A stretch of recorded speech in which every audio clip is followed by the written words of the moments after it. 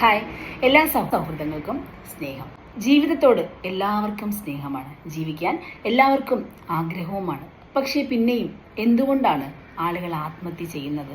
ആത്മഹത്യ ഒന്നിനും ഒരു പരിഹാരമല്ല എന്നുള്ളത് നമുക്ക് എല്ലാവർക്കും അറിയാവുന്ന സത്യാവസ്ഥയാണ്.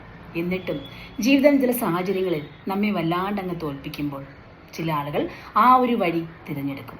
അവരുടെ മുന്നിൽ ആ ഒരു മാർഗം മാത്രമേ കാണുകയുള്ളൂ. നമുക്കവരെ കുറ്റപ്പെടുത്താനും കഴിയില്ല.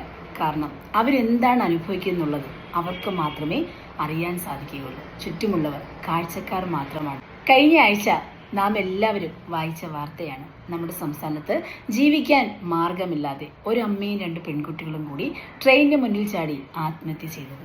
ലോക്കോ പൈലറ്റ് അവരെ കാണുകയുണ്ടായിരുന്നു. അദ്ദേഹം തുടരെ വെളിച്ചമടിച്ച് അവരോട് മാറാൻ ആവശ്യപ്പെട്ടെങ്കിലും അവർ 3 പേരും അത് ഗൗനിച്ചതേയില്ല. എത്രമാത്രം ആ കുട്ടികളുടെ മനസ്സ് പോലും ഉറച്ചിരുന്നു ജീവിക്കേണ്ട എന്ന്. ട്രെയിനൊക്കെ പാഞ്ഞു വരുന്നത് കണ്ടാൽ ഏതൊരു കുട്ടികളായാലും ഓടി ഭയന്ന് മാറിപ്പോകും. പക്ഷേ ഇവിടെ ഈ കുട്ടികൾക്ക് തെല്ലും ഭയം തോന്നിയില്ലല്ലോ. ജീവിതം അവർക്ക് എത്രമാത്രം കഷ്ടപ്പാട് നിറഞ്ഞതായിരിക്കും എന്നുള്ളത് നമുക്ക് ആ ഒരു കാര്യത്തിൽ തന്നെ വ്യക്തമാകുന്നുണ്ട്.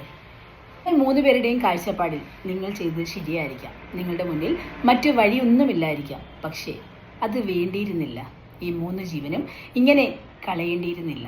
നിങ്ങൾക്ക് മുന്നിൽ നിങ്ങൾ അറിയാതെ പോയ ഒരുപാട് വഴികളുണ്ടായിരുന്നു. ഇന്ന് നാം കാണുന്ന ഈ ലോകത്ത് കാരുണ്യം വറ്റാത്ത ഒരുപാട് മനസ്സുകളുണ്ട്. ഇവിടെ നിങ്ങളെപ്പോലുള്ളവരെ സഹായിക്കാൻ കുറേ അധികം പേർ മുന്നോട്ട് വന്നേനെ. സോഷ്യൽ മീഡിയ വഴിയോ നിങ്ങൾക്ക് നിങ്ങളുടെ പ്രശ്നം തുറന്നു പറയാമായിരുന്നു. ഇന്ന് ലോകമെമ്പാടുമുള്ള മലയാളികൾ എത്ര പേരെയാണ് തങ്ങളുടെ ഹൃദയത്തോട് ചേർത്ത് നിർത്തി സഹായിച്ച് ജീവിക്കാനുള്ള വഴി കാണിച്ച് മുന്നോട്ട് നടത്തുന്നത്. തുറന്നു പറയുന്നതിൽ ഒരു രീതിയിലും അപമാനം തോന്നേണ്ട കാര്യമില്ല. ജീവിക്കാൻ വേണ്ടിയാണ്. സോഷ്യൽ മീഡിയ വഴി തങ്ങളുടെ മൂല്യം ഇത്രയാണെന്ന് പറഞ്ഞ് തങ്ങൾക്ക് വില നിർണയിച്ച് അതിനായി ഓൺലൈൻ ചാറ്റിലേക്ക് മനുഷ്യരെല്ലാം ആകർഷിക്കുന്ന വ്യക്തികൾ വരെ നിലവിലുണ്ട്.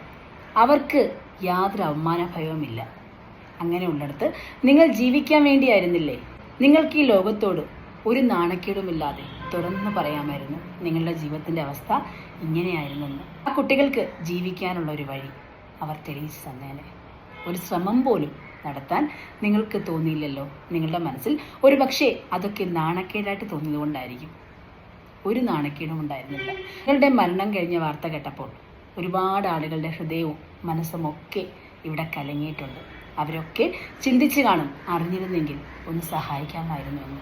നിങ്ങളുടെ ഒരു ചെറിയ ശ്രമമായിട്ടെങ്കിലും നിങ്ങൾ ലോകത്തോട് നിങ്ങളുടെ പ്രശ്നം വിളിച്ചു പറഞ്ഞിരുന്നെങ്കിൽ ഇതിന് ഉറപ്പായിട്ടും ഒരു പരിഹാരമുണ്ടാകുമായിരുന്നു.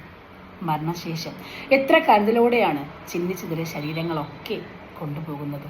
കഷ്ടം. ജീവിച്ചിരുന്നപ്പോൾ അവരെങ്ങനെ ജീവിച്ചു എന്ന് തിരക്കാൻ ആരുമില്ലായിരുന്നു. മരിച്ചു കഴിഞ്ഞപ്പോൾ എത്രമാത്രം തിരക്കാണ് ജീവനറ്റ ആ ശരീരങ്ങൾ ഏറ്റുവാങ്ങാൻ. ജീവിതം വല്ലാണ്ടങ്ങ് തോൽപ്പിക്കുമ്പോൾ ഏതൊരു മനുഷ്യനും മടുത്തു പോകും.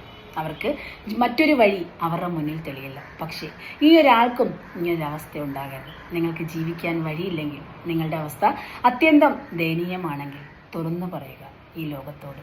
ഒരു നിമിഷം ഒന്ന് ശ്രമിക്കുകയെങ്കിലും ചെയ്യുക. അതിൽ അപമാന ഭയം തോന്നേണ്ട യാതൊരു കാരണവും നിങ്ങൾക്ക് ചുറ്റും ഒരുപാട് ആളുകളുണ്ട്. ഇനിയും കാരുണ്യം പറ്റാത്ത ഒരുപാട് മനസ്സുകൾ. ഒരു നിമിഷം ഒന്ന് ശ്രമിക്കുകയെങ്കിലും ചെയ്യുക.